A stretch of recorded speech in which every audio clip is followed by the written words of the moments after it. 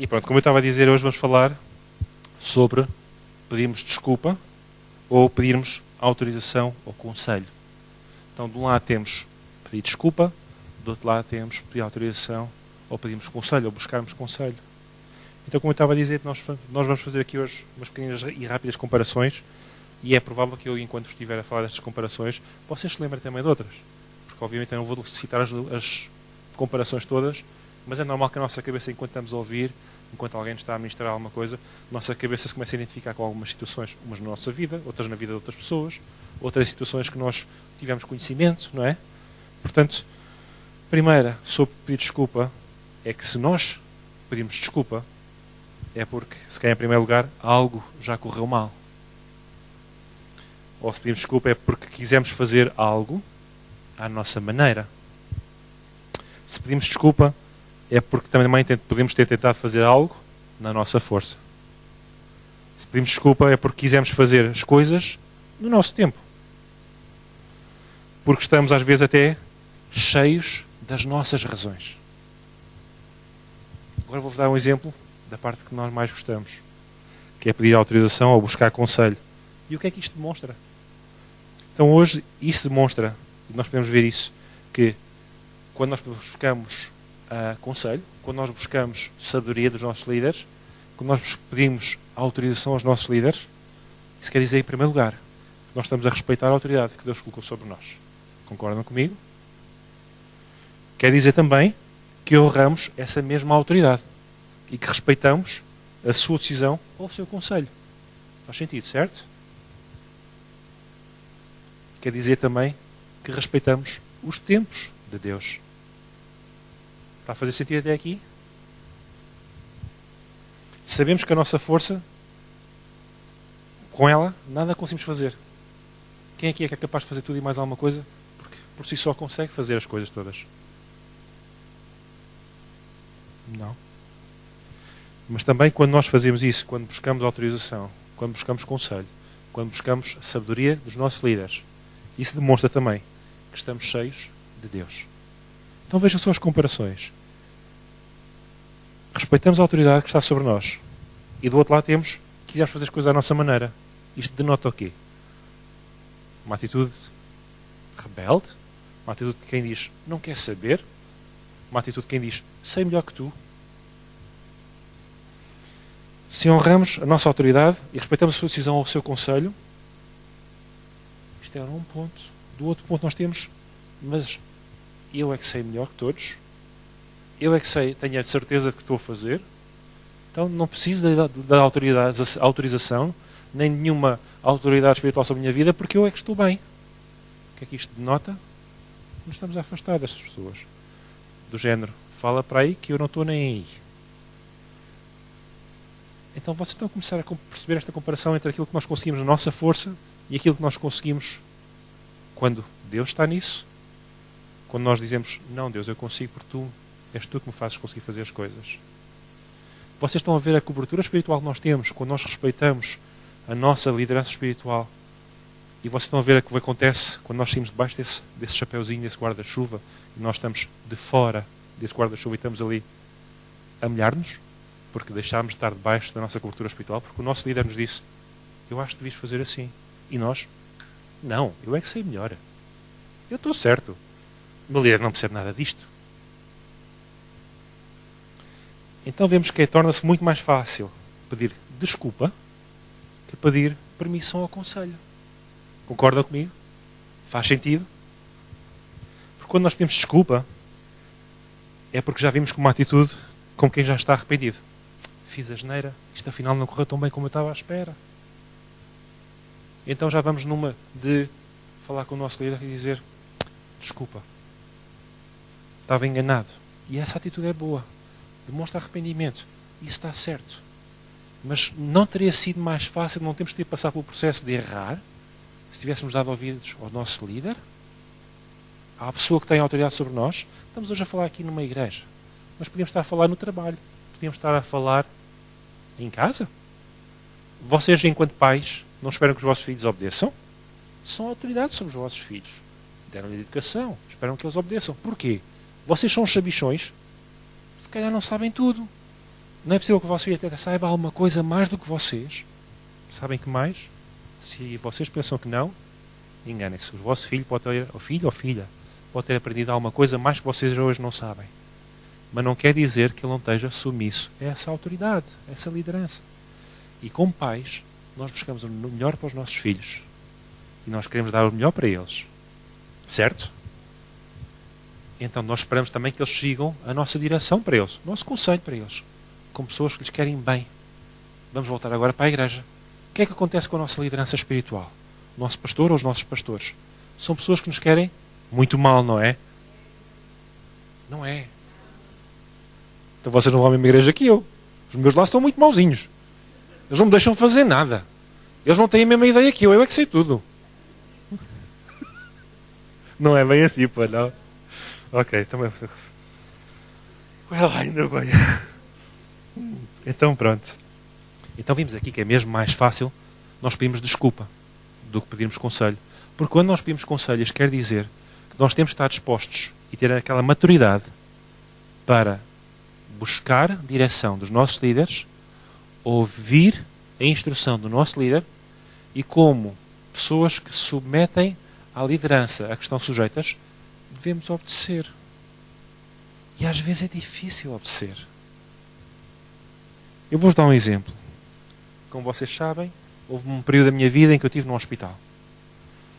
Eu tinha, achava eu, todas as razões do meu lado para, naquele dia, após alguns acontecimentos, assinar a filhinha, ter-me responsabilidade e sair do hospital.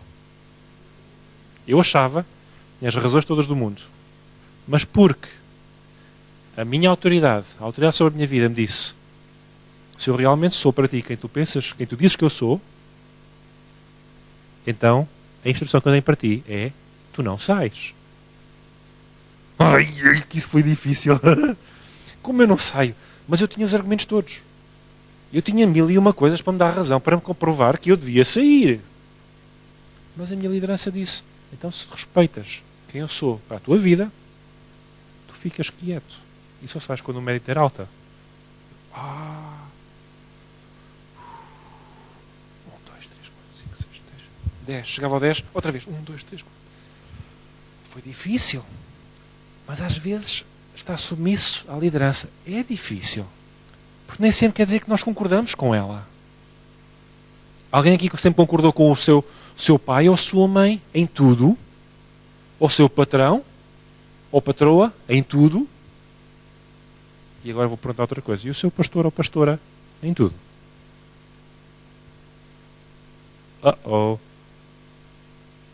Então a gente não obedece só quando a gente concorda? Se calhar nós não obedecemos só quando nós concordamos. Porque quando nós concordamos, é fácil obedecer. Temos a mesma opinião. João, vamos ao jogo da bola. Vamos. João, a gente hoje não pode ir ao jogo da bola. Por que não? Porque hoje temos culto. Ei, mas hoje é a final da taça. Onde é que estão as nossas prioridades? Quando nós concordamos, é mais fácil alinhar, é mais fácil seguir, ir na onda, mas quando nós discordamos, é um bocadinho mais difícil para nós. E mais difícil ainda é quando nós achamos que temos as razões todas do mundo do nosso lado. Este exemplo do hospital foi um exemplo pessoal comigo. E acreditem, foi bastante difícil. Não pedirmos direção ou conselho à nossa liderança, ou fazer algo que sabemos que vai contra o ensino, a instrução que nós temos recebido dos nossos líderes. Atenção, vou ler esta frase outra vez. Não pedirmos direção ou conselho, seja sobre o que for, à nossa liderança, ou fazer algo que sabemos que vai contra o ensino que nos é dado pelos nossos líderes. Isto demonstra ou denota o quê? Pus aqui algumas frasinhas. E não me levem a mal, não estou a acusar ninguém, porque ninguém é perfeito. Ninguém consegue cumprir os regulamentos todos. E já aprendemos também que a igreja não é feita de regulamentos, certo? Então isto denota o quê? Quando nós não seguimos, nem pedimos direção ao conselho, denota o quê? Denota ignorância. E isto faz-me logo lembrar uma coisa. Não estou a chamar ignorante de ninguém aqui na igreja. Estou-me a lembrar daquilo que está escrito na Bíblia, que é que Deus diz: o meu povo perece por falta de conhecimento. Isto não estamos a chamar burros a ninguém. Estamos a dizer, porque eles não têm o conhecimento, porque eles, quando têm, não aplicam, porque eles não percebem o princípio que está por trás disso. E daí eu falar que isso é ignorância. E é o que o dicionário próprio diz. A pessoa que sabe e não aplica é ignorante, não é burro, não é parvo. É ignorante. É a mesma coisa que uma pessoa chegar em hora de ponta a uma autoestrada que, digamos, por exemplo, vamos exagerar, que tem um semáforo, e estamos ali na passadeira, vermelho, aquilo quer dizer que eu posso andar, cá vou eu. O primeiro caminhão que vem, o que é isso? A pessoa não achava que estava a fazer bem, se calhar achava. Mas pensava que estava a fazer bem. Não sabia interpretar aquilo que lá estava, a informação que lá estava. Sabemos nós interpretar a informação que os nossos líderes nos têm dado, o ensino que eles nos têm dado. Estamos nós a ser fiéis a seguir as instruções que eles nos têm dado. Então isso poderá denotar ignorância. Isto porque não têm esse conhecimento, porque ainda não tiveram a revelação.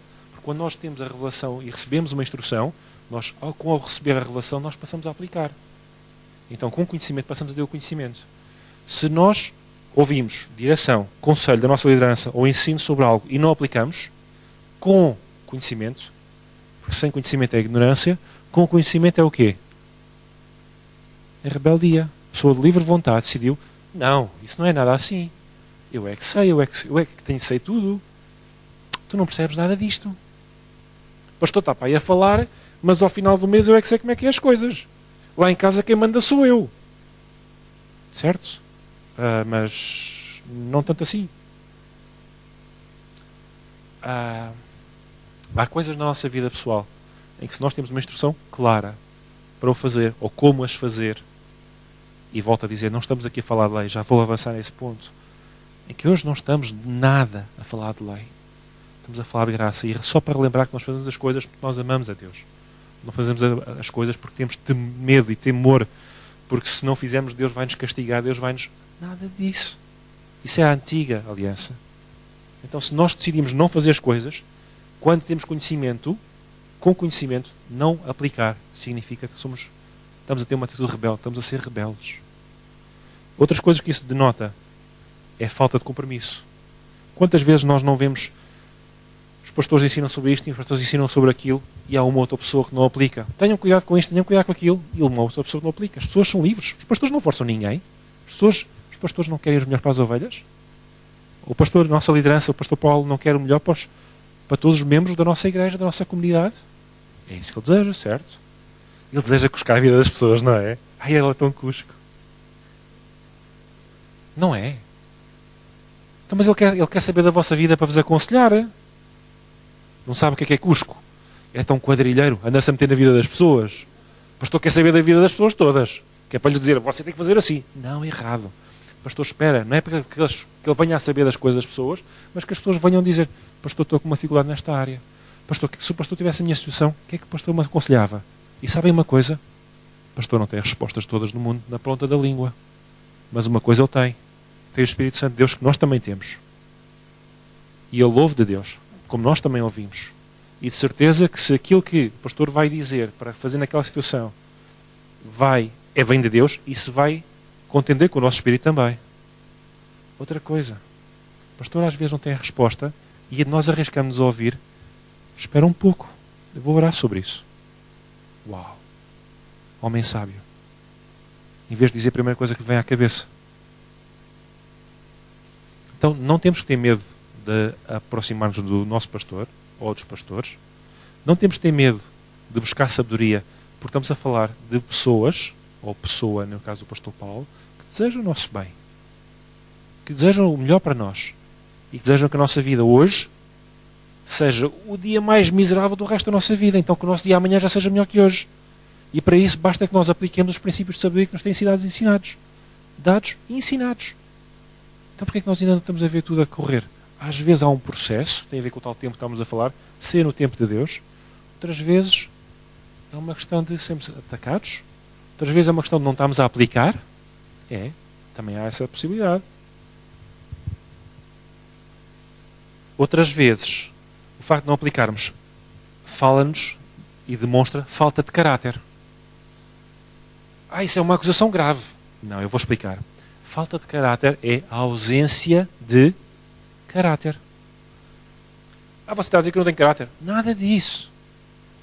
A ausência de caráter é porque as pessoas não tiveram palavra caráter, não tiveram postura, não tiveram cara, não foram homenzinhos e mulherzinhas para chegar ao pé do pastor e dizer: pastor, estou numa encruzilhada, eu não sei o que é de fazer. Preciso de ajuda. Pastor, ora por mim. E uma pessoa que é submissa à liderança não diz só ora por mim, mas diz: aquilo que o pastor disse é para eu fazer. É isso que eu vou fazer. Porque sabem uma coisa, às vezes quando estamos a passar alturas complicadas da nossa vida, são as alturas que nós temos mais dificuldade em ouvir de Deus. Porque estamos mesmo no meio da situação. Isso custa-nos ouvir de Deus. Então nessas alturas, que se calhar nós temos que buscar alguém, nosso líder, não é o nosso vizinho do lado, está sentado com o nosso lado ao domingo, não é a pessoa com quem a gente encontra durante a semana para ir beber uns cafezinhos, que é o nosso amigo. Não, buscar essa informação, buscar essa direção na liderança. Então, como eu estava a dizer há bocadinho, parece que só estamos a falar de lei, regras e regulamentos. Mas deixem-me dizer que não tem nada a ver com isso. Tudo o que estou a falar hoje, e até agora, e o que vou continuar a falar, tem a ver com graça. E vou explicar porquê. Vamos olhar para exemplos bíblicos. Olhamos para Moisés e podemos ver que aquele homem, Moisés, matou um guarda egípcio. Certo? Então, mas Deus usa pessoas que matam? Pode usar. Deus não tinha já escolhido Moisés? Deus não sabia que é que Moisés ia acabar a fazer as coisas boas e as coisas más que ele ia acabar a fazer? Deus sabia. Não foi também este mesmo Moisés que recebeu a instrução para tocar na rocha e a água sair? Da outra vez recebeu a instrução para falar à rocha e que a água ia sair. E ele estava todo furioso e feriu 2 vezes a rocha. É o que a palavra diz. Feriu a rocha 2 vezes. Então, mas não foi essa a instrução. A pergunta que eu vos faço é: se nós estamos a falar de graça, não foi este mesmo Moisés que cumpriu o propósito de Deus? Quando Deus chamou Deus, disse: eu vou-te usar para tirar o meu povo da terra do Egito. Ele cumpriu ou não cumpriu o propósito dele? Então, temos ou não temos graça aqui no meio disto? Nós podemos ou não podemos ter alguma parte da nossa vida em que falhamos, mas porque nós tivemos uma atitude correta, de arrependimento, e a partir daí dissemos: não, eu quero fazer as coisas de acordo com a liderança. No caso de Moisés, o líder dele era Deus. Ele não ia ao culto ao domingo. Ele não ouvia a palavra durante a semana. Ele nem sequer tinha a Bíblia para ler. Malandros não tinham escrito na Bíblia. Coitadinho do Moisés. Outro exemplo de graça? David. Não foi este homem que matou o grande Golias? Foi. Não foi este homem que foi considerado um dos maiores reis que os judeus já tinham tido até o dia de hoje? E tiveram até o dia de hoje? Foi. Mas também foi este homem que enviou Urias, marido de Batseba, para a linha da frente no tempo da guerra. Porque ele fez a asneira com Batseba. E então arranjou maneira de tentar encobrir a coisa e que o homem morresse. Foi este mesmo homem. Ainda assim Deus não o usou? Usou. E até a sua morte o usou. E ainda hoje é considerado um dos maiores homens. E que a gente lê na Bíblia que ele tinha o coração, segundo o coração de Deus. E sabem que mais? Este homem tão mau, tão mau, tão mau, está na linhagem do nascimento de Jesus. De certeza absoluta que estamos a falar de lei, não é? Deus não ia deixar que Jesus nascesse na linhagem de um homem tão mau. Quem aqui, como disse Jesus, quem aqui não tiver pecado que atire a primeira pedra? Não admiro que os fariseus tenham virado costas e tenham sido embora. Outro homem. O pai da fé. Abraão. O homem perfeito. O homem conhecido como o grande homem pai da fé. Que mentiu dizendo que a sua esposa era a sua irmã. O homem perfeito mentiu. O grande pai da fé mentiu. Deus não pode usar aquele homem. Deus não só pode usá-lo, como levou um dia de céu estrelado. Vou a sair e a ver, olha, para cima. Estrela do céu. Será assim a tua descendência? E vocês sabem como é que acabou a história?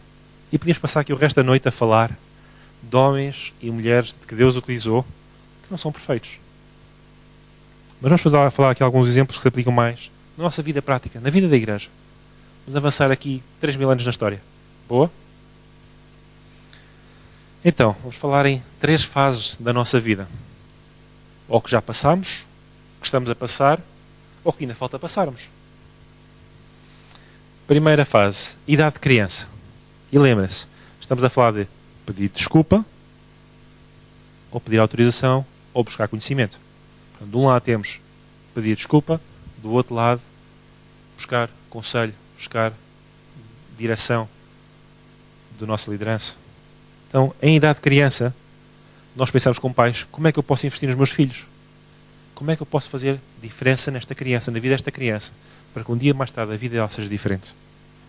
E quantas vezes nós não ouvimos, ou até lemos, muitas vezes projetado cá na igreja, o versículo está em Provérbios: ensina o menino o caminho em que deve andar, quando for velho, não se desviará dele. Acho que toda a gente se deve lembrar deste versículo. Pelo menos já o devem ter lido uma vez ou duas no ecrã. Pelo menos, se não leram em Provérbios. Aí está uma grande instrução para quem quer fazer a diferença na vida dos seus filhos. Ensinar os meninos a caminho em que devem andar. Ensinar os filhos, os netos, a palavra de Deus. Não deixar apenas esta tarefa para os professores da Super Igreja. Sabem que mais? Os nossos professores da Super Igreja passam 1 a 2 horas com os vossos filhos e netos por semana. Quando vocês passam muito mais. Não esperem que 1 ou 2 horas faça a diferença enorme na vida deles, quando o exemplo que eles veem no dia a dia, se preciso, é que o pai ou que a mãe, que o avô ou que a avó, não dão a importância a esse tempo de ministrar à vida dos vossos filhos e netos, como se calhar os professores da Super Igreja dão. Porque assim eles vão ficar com o conhecimento e com a noção que eles vêm à igreja e aqui eles vêm cá e vêm só fazer isto, e quando a gente sai daqui ao domingo já não se faz mais isto, porque o resto da semana a gente faz uma vida normal. Deixem que vos diga que a vida normal deve ser a vida que a gente estava a falar cá, como sendo só isto. Isso deve ser a vida normal. Então é nossa responsabilidade, e não deixar isso para as pessoas da sua igreja fazer isso. Não esperem que eles deem valor a alguma coisa que vocês não dão. Como é que nós podemos dizer a uma criança: isto é importante para ti, faz, aplica? Faz lembrar aquela regra portuguesa do olha para o que eu digo, não olhes para o que eu faço. Será que a gente está a mostrar às gerações seguintes, aos nossos filhos, aos nossos netos, que realmente isto é importante para nós? É importante que eles percebam isso. Porque isso vai fazer diferença na vida deles. Eles vão crescer de forma diferente. Até podemos dizer que uma atitude de reverência que qualquer criança tem: faz isto, não faço. Então, faz isto, faz favor. Não faço. Então, isso é assim.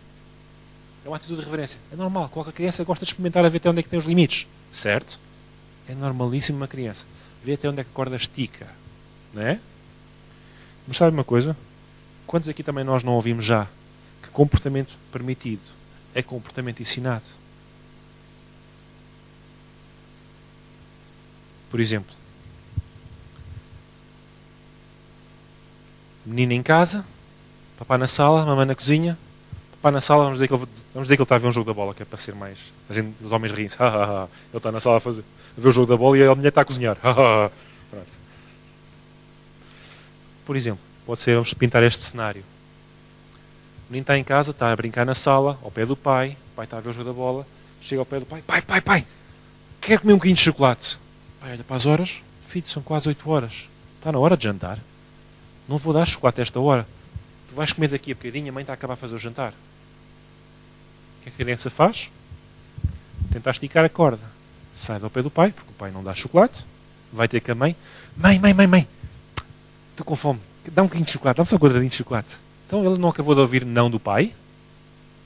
Foi ou não foi? A palavra do pai vale mais que a palavra da mãe? Ou menos? Não.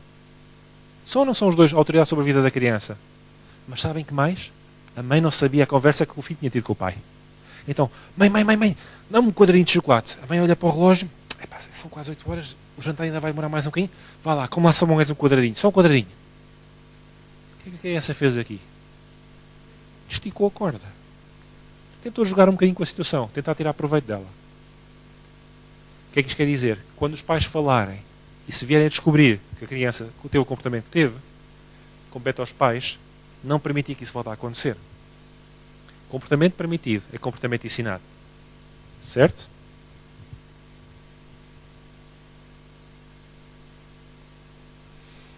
Por vezes há crianças que podem ter uma imagem distorcida da sua família. Às vezes por causa de uma ausência de um pai ou de uma mãe. Imaginem o vosso cenário, que infelizmente hoje ouve-se com alguma frequência, de um pai que, numa idade jovem da criança, saiu de casa. E a criança nunca mais teve contato com o pai. Isso pode provocar uma deficiência no comportamento e no relacionamento dessas crianças. Por exemplo, aquela criança, deixando de ter esta figura de pai presente, pode criar inseguranças para o seu futuro. Será que, em nível de relacionamento, um dia mais futuro, elas terão medo que a pessoa com quem elas estão, em quem elas confiam, estão sempre com medo que a pessoa se vá embora? Será que ela está realmente aqui para ficar? Ou será que ela está aqui e amanhã pode estar ali? Se cria inseguranças em relacionamentos. Uma coisa tão simples, tão pequenina. E nós às vezes temos dificuldade em compreender este tipo de coisas. Sabem que mais? Quando nós ensinamos os nossos filhos o caminho que devem andar, mesmo quando eles infelizmente têm que passar por coisas destas, há um pai que faz de pai, faz de mãe, faz de tio, faz de avô, faz de avó, faz de tia, que eles sabem que com esse eles podem contar para o resto da vida. E ele colmata, para quem não sabe o que isto quer dizer, preenche todo o vazio que possa ter havido de falta desse relacionamento e preencher e desaparecer com essa segurança de uma vez por todas. Idade seguinte, vimos idade de criança, idade jovem. Voltamos a lembrar que estamos a falar de pedir desculpa ou pedir autorização, buscar conselho. Quem não ouviu ainda, a expressão fala com os teus líderes para te ajudarem a escolherem um cônjuge que Deus aprove. Já falámos muitas vezes aqui por causa de namoros, de relacionamentos. Isto acontece mais na idade jovem. Também pode acontecer na idade adulta. Mas acontece frequentemente mais na idade jovem. Então, mais uma vez, estamos a falar de jovens porque foram ensinados em vir buscar, de pequenos, a vontade de Deus. Ouvir de Deus. Realmente eles conseguem discernir qual é a vontade de Deus. O exemplo mais comum que posso dar e mais frequente é um jovem ou uma jovem que está prestes a entrar num relacionamento em que a outra parte não é temente a Deus. Qual é a consequência mais comum? É, infelizmente, aquele casal, dia mais tarde, ter problemas conjugais. Mas eu quando era jovem tinha tanta certeza que a Albertina era a mulher para a minha vida. Era. A questão é, buscaste conselho, foste falar com o teu líder de jovens, foste falar com o teu pastor, foste falar com os teus pais. É importante buscar conselho. Sabem, isto vai acabar, infelizmente, com a maior parte dos casos, em que se ele não é salvo, ou ela não é salva, um acaba por arrastar o outro. E muitas vezes acaba por acontecer em que um vem à igreja um dia mais tarde, porque entretanto as coisas estão num ponto de ruptura, em que já fazem a vida quase independente um do outro, e um acaba por vir à igreja, o outro não. E se for preciso, nós olhamos até à nossa volta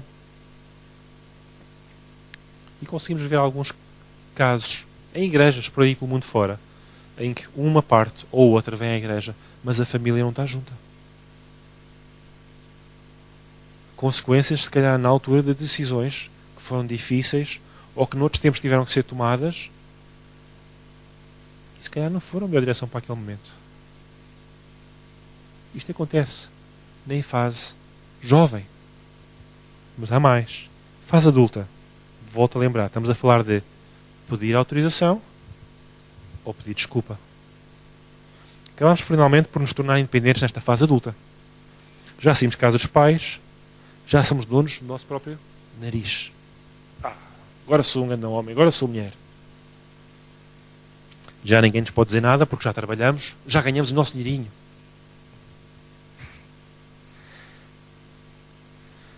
Então, se fomos, por exemplo, ensinados desde pequeninos a aplicar os princípios de Deus, como por exemplo, vou usar um exemplo muito prático, primícias, ofertas, dízimos, quando chegamos à fase adulta, isso é natural em nós.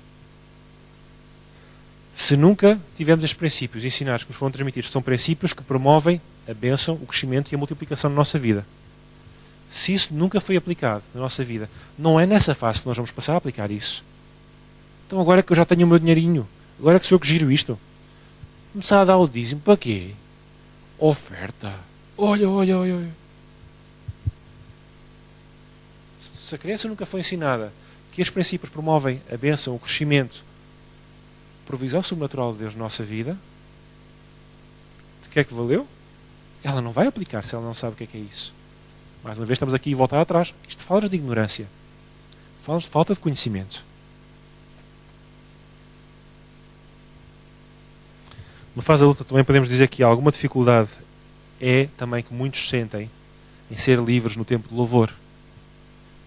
Podemos ir por este mundo fora mais uma vez. Há muitas igrejas, no tempo de louvor, vemos as pessoas que em jovens eram adoradores, eram pessoas que saltavam, gritavam, louvavam a Deus. E conseguimos distinguir aquelas que não eram verdadeiros adoradores nem fase jovem. Porque são essas pessoas que têm mais tendência no tempo de louvor. Ai, a Deus, aleluia, eu não temo o que o diabo fizer. Porque não têm o conhecimento, não têm o sentido adorador. Às vezes nem sequer percebem o significado das palavras e o poder das palavras que estão a cantar, nem da ação que estão a demonstrar para com Deus. No tempo de louvor e adoração, é um tempo de exaltação, de celebração, de louvor, de glória a Deus. E se a pessoa tem uma atitude mais amorfa, mais tristonha, tipo, estou nem aí, vim aqui só para cá picar o ponto. Isso serve para quê? Nós conseguimos ver que aquilo que nós fazemos nos nossos filhos, em idade tenra, tem grande impacto no futuro deles. E para os adultos, isto não é impossível, mas é mais difícil um adulto chegar ao tempo de louvor e adoração e ter um tempo de libertação, de louvor e de adoração, é para ele mais difícil do que era para aquela criança que foi ensinada em pequeno a fazê-lo desde os primeiros dias de escola dominical ou super igreja. Certo? Há essa dificuldade em levantar os braços, em gritar, em dar um brado de júbilo. Há outra coisa. Em fase adulta podemos começar a nos habituar-nos a certas tradições e acabamos por ficar fechados. O que quer dizer com fechados é não abertos à mudança. Estava no início a falar de uma borboleta que antes é uma lagarta. Feia. Uma borboleta. Ninguém diria que dali sairia um animal tão bonito. Tantas cores. Tão perfeito. Uma asa é fotocópia da outra, mas a cores. Uau! Mas antes, quem é que olha para uma lagarta e diz: ah, aquilo é lindo, tão bonito, dá vontade de fazer uma festinha, tão bonito. Mua. Há minhas que até têm nojo, tocar naquilo. No entanto, tocar uma borboleta, tão lindo, se preciso passa, perdi a vista, tão bonito. Sabem que mais? Nós somos lagartas.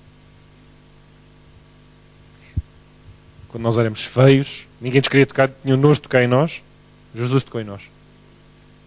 Jesus quer fazer de nós borboletas. Para isso, basta que nós aceitemos sair deste casulo como borboleta que Ele nos quer fazer. E este exemplo que eu estava a dar tem a ver com esta tradição de estarmos fechados. Não estamos abertos à mudança. Mas sabem que mais a vida de cristão é exatamente isso. É estarmos numa mudança constante. Deus quer trabalhar connosco em todas as áreas da nossa vida. E sabem que mais? Ele não consegue trabalhar em todas ao mesmo tempo. Não é que Ele não consiga, nós é que não deixamos. Porque Ele, por Ele, já estás. Nós por nós, ei, calma devagarinho, não puxo muito a corda. Isto está a ser difícil. Esta etapa é mais complicada. Cada um tem uma fase da vida em que estou mais a abdicar disto ou daquilo, ou ainda, se calhar ainda hoje custa. Todos nós temos uma coisinha ou outra que Deus está a trabalhar connosco. E sabem que mais? Quando nós tivermos conseguido resolver isso, Deus vai levantar outra coisa. Porque nós ainda não estamos perfeitos. Então eu queria dar só um exemplo daquele irmão que tinha 550 anos e escolhi esta idade porque é uma idade muito bonita, porque ninguém aqui a tem. Portanto, ninguém pode dizer, está a falar de mim. Não, ninguém aqui a tem. 550 anos.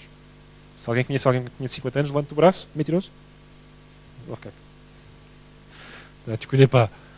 Não há aqui ninguém que a gente conheça com 550 anos. Vivo.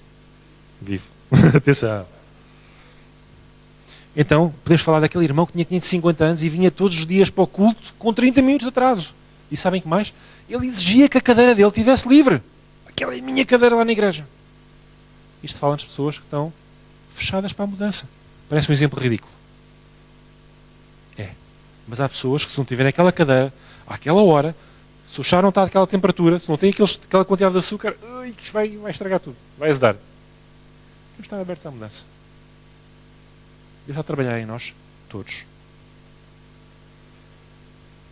Outro exemplo. Eu sempre dei um dízimo de 5%. Agora que tive esta revelação de 10%, mas porquê é que eu tenho que dar 10%? Que eu sempre dei um dízimo de 5%. Já agora, para quem não sabe, dízimo é 10%. Desculpem lá.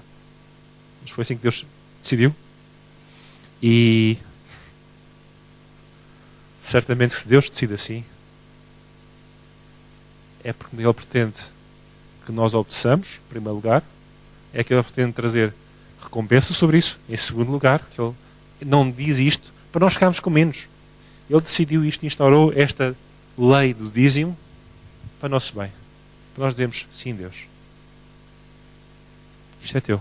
Nós devolvemos a Deus o que Ele já nos deu. E isto está-nos a falar de graça. Nós não o fazemos por causa que somos obrigados a fazer, e se não fizermos, amanhã vai cair um relâmpago do céu e mata-nos. Coitadinho de mim se não fizer. Nada disso. Fala-nos de graça. Porque Deus amou o mundo de tal maneira que deu e voltou a dar o seu Filho Jesus por nós. Porque se eu só fosse, Ele deu o seu Filho por nós, e a partir daí dizia, e quem se portar mal, pumbas. Todos nós já pumbas daqui para fora, muitas vezes. Já que não estava ninguém. Mas Deus deu o seu Filho por nós. Isto fala-nos de graça. Nós não acertamos à primeira, nós podemos não acertar à segunda, mas nós temos a vontade de fazer aquilo que é certo. E nós seguimos a instrução de Deus, dos nossos líderes, das pessoas que Ele colocou em autoridade espiritual sobre a nossa vida. E nós somos pessoas obedientes. Amém?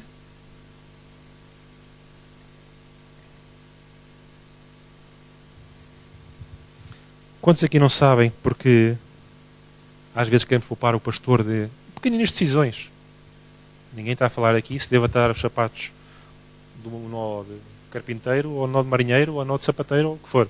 Estamos a falar de decisões dessas. Estamos a falar de decisões, será que, por exemplo, pequenas decisões como, será que eu devo trocar de casa?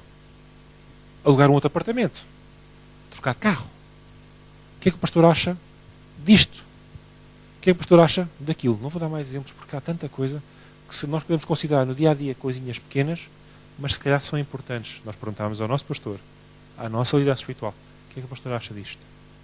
Pastor, eu estou a passar por uma situação assim, vou ter que tomar uma decisão nesta área, pensei fazer isto. Pastor, o que é que o pastor acha sobre isto? Sabem que mais? O pastor muitas vezes vai concordar com vocês. É provável que uma vez ou outra ele não concorde com vocês. É até provável que uma vez ou outra ele não tenha opinião para vos dar. Porque as duas podem parecer certas. E ele pode se sentir bem com as duas. Mas também vos digo uma coisa. Ele espera que no dia que ele diga, irmão, por favor, não faça desse modo. Faça deste modo. Ou veja nesta perspectiva. Ele espera uma coisa, toda a gente. Nós todos. Nós estamos todos submissos a essa autoridade. Ele espera a obediência. Espera a obediência. Porquê? Porque ele quer saber a nossa vida. Pastor malandro. Não. Porque ele deseja o nosso bem. Porque ele deseja o melhor para nós.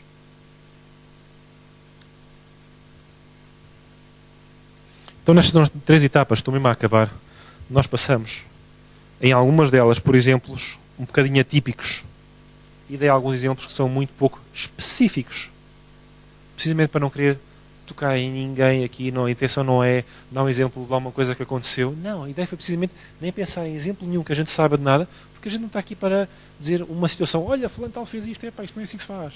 Não, nada disso. Temos exemplos precisamente para ter cuidado com a sensibilidade das pessoas. No entanto,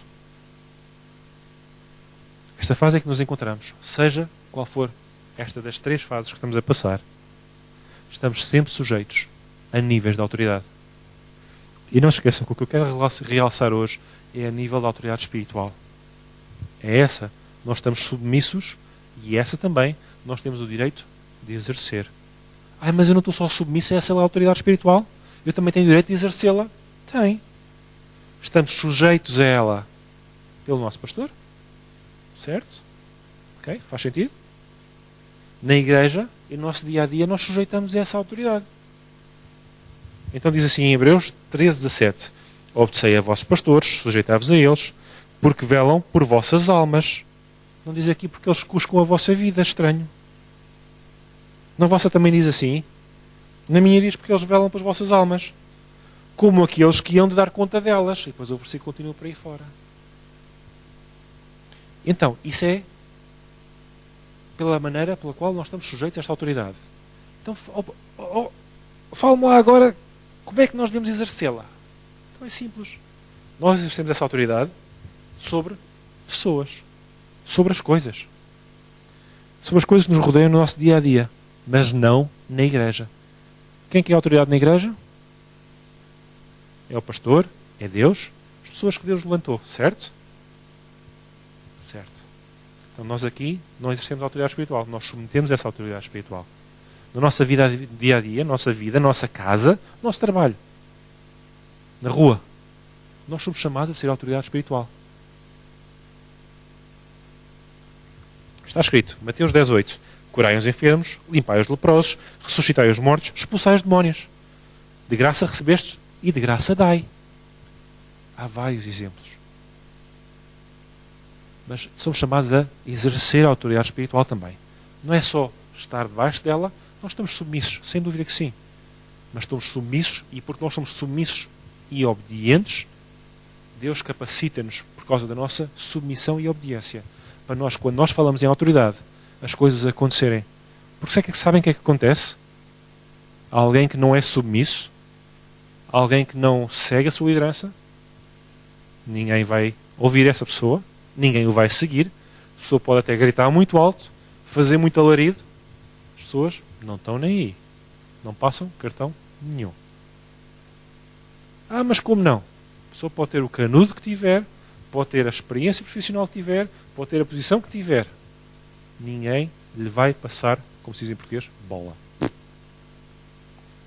Porque a pessoa não tem autoridade, porque a pessoa, ao não reconhecer a autoridade dos outros, ao não se submeter a essa autoridade, a pessoa está-se a desqualificar a si própria. Faz sentido? Então, mas sabem que a autoridade é apenas reconhecida quando ela é celebrada. Quem é que já ouviu isto? O pastor já disse isso outras vezes, não foi? Já ouvimos dizer que aquilo que não celebramos, acontece o quê? É retirado, sai de nós. É ou não é isso que o pastor costuma dizer?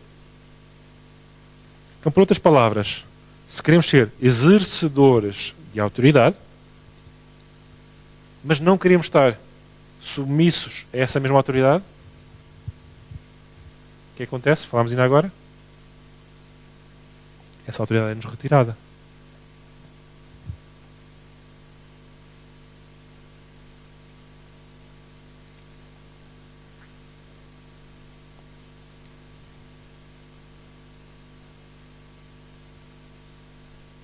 Os nossos líderes estão praticando a graça. Continuamos a achar que é melhor continuar a fazer as coisas pelo nosso jeito e depois pedir desculpa. Estou a falar do CCR. Porque nós aqui não somos perfeitos. Quantos aqui já tiveram a pedir desculpa? Se calhar não tomei a melhor decisão. Se calhar não devia ter feito assim.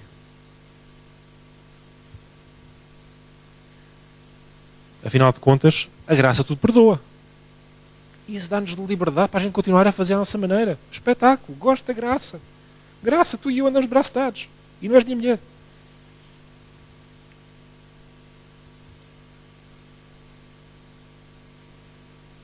A graça existe. Não é para nós andarmos a fazer a nosso jeito. E para quando quisermos. Cá estou eu abraçado à graça. Graças a Deus pela graça. Graça tudo perdoa. Espetáculo. Posso mesmo dar aqui um exemplo. Graça funciona como uma estrada de duas vias. Uma vai num sentido, a outra até pode ir no mesmo sentido. São duas vias paralelas. Mas sabem que mais? Se a graça está aqui, e se a direção de Deus está aqui, e é na sua direção, na sua presença que nós temos a sua graça, certo? Se nós estamos na faixa do lado, quando o propósito de Deus é aqui, Ah, mas eu é que sei. Busca a direção de Deus. Ah, mas eu é que sei quando é que é a altura certa. O tempo de Deus vai se revelar. Ah, mas eu faço, eu consigo, agora é que é o momento. Faz as coisas na força e no tempo de Deus. Ai, as coisas correram mal. Desculpa. Voltou para a faixa certa. Só depende de nós ficar nessa faixa. Faixa da graça é uma autoestrada de velocidade rápida. A gente ultrapassa os outros todos. Quem é que aqui também não ouviu já que o momento de favor vale mais que o momento de labor? É a graça de Deus que nos traz a promoção de um dia para o outro. Então não venham cá dizer que esta não é faixa rápida, porque a outra está cheia de engarrafamentos. Quando nós estamos nela, estamos cheios de certezas e de razões, e eu é que sei, eu é que sou bom. E depois, aí o trânsito parou. E os outros nossos amigos ao lado, bum, bum, bum, bum, bum. Ei, devia ter ficado naquela faixa. O que é que já não aconteceu isto no trânsito? Que é exatamente quando a gente muda de faixa que a outra começa a andar. Ei, eu já podia estar lá ao fundo. Já estou tramado. Isto acontece muitas vezes no trânsito. A mesma coisa, às vezes, pode acontecer na nossa vida se nós não estivermos debaixo da liderança espiritual que Deus tem colocado sobre a nossa vida. Então é importante nós buscarmos a Deus. Quando falhamos, é importantíssimo pedir desculpa. Mas mais importante ainda do que pedir desculpa é evitar essa desculpa. É pedir autorização, buscar direção. E quero acabar com isto. Tiago 1,22. Sede cumpridores da palavra e não somente ouvintes, enganando-vos com falsos discursos. Tiago 1,22. A Bíblia está-nos a sugerir, a encorajar a sermos cumpridores. É a palavra que está aqui. Cumpridores. Às vezes é isso. O mais difícil para nós é termos o tal caráter que falámos há bocadinho no início para, pastor, estou numa situação assim.